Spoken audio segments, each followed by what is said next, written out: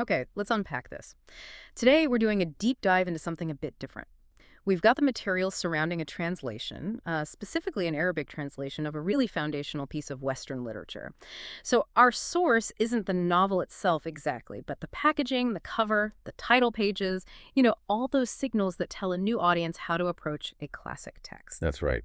And it's fascinating how much that packaging, the design, the little phrases the publisher chooses, how much they act as interpretive tools. We're looking at George Orwell's Animal Farm, which in Arabic is O Salyurejete. Right. And our mission here is to figure out the specific angle, the thematic lens that this particular publisher chose.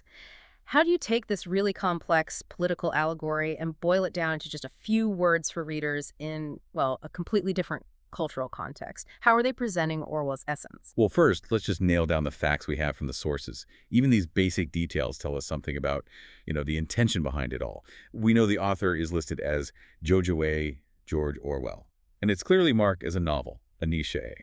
And we also get the names involved in this specific edition. The translator is Mahmoud Abd Elghany, Utiye Uys, and maybe more importantly, the publisher, the Arab Cultural Center, ONISB2. Yeah, the publisher is key. When a major cultural institution like that takes on a translation, it's a statement. It says they see this not just as some niche political thing, but as serious literature with broader, maybe universal value. That kind of backing tells you a lot about how they view the work's relevance today. Okay, so if it's a serious, high-profile publication from a major center, then we can probably assume the way they frame it, the little bits of text they add, wasn't just accidental. It was a deliberate choice, right? Not just a straight translation of the title. Exactly. Think about it. You have this book, known globally as an allegory, rooted very specifically in, early 20th century politics. When you bring that to a new audience, decades later, you have to decide what to highlight. Is it the history lesson? Or is it something, well, broader about the human condition? And that decision kind of sets the stage for how someone reads the whole book. Which brings us, I think, to the real core finding from our sources here. There's this powerful phrase on the cover, almost like a subtitle or a thesis statement.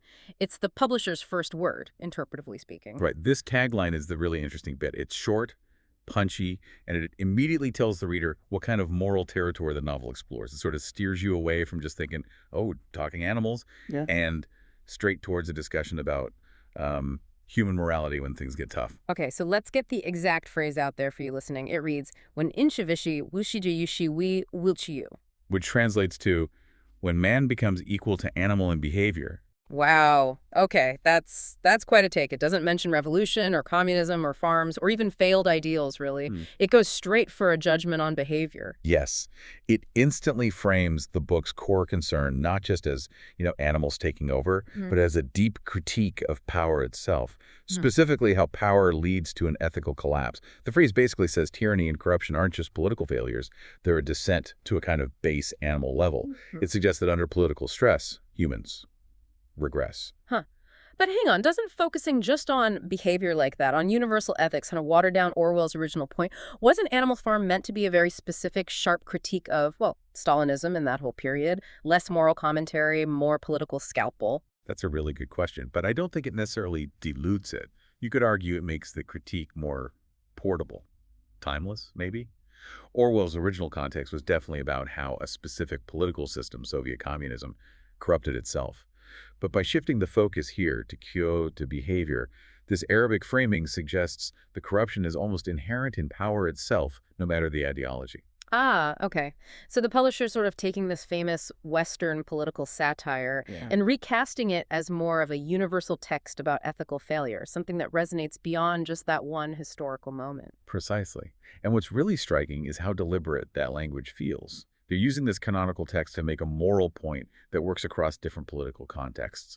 Focusing on behavior makes the critique apply anywhere authority gets out of hand, which makes the book feel very immediate, very relevant, but also less tied to one specific place or time. That's actually a pretty clever interpretive strategy, isn't it? Because if you read that tagline before you start the book, you're already primed to look for that moral pattern, that cycle of power corrupting behavior, instead of just trying to match characters to historical figures like Stalin or Trotsky. And that universality, that's likely key for the publisher. In many places, directly discussing specific political histories or current regimes can be tricky, but talking about the philosophical decay of human behavior under power, that's a safer route perhaps, but it's still a powerful form of social commentary.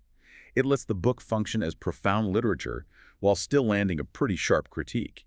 Yeah, it really highlights how much translation and publishing are acts of interpretation. It's not just swapping words. They're making a clear editorial choice about what this novel means for their readers right now. It connects the dots for you, the reader.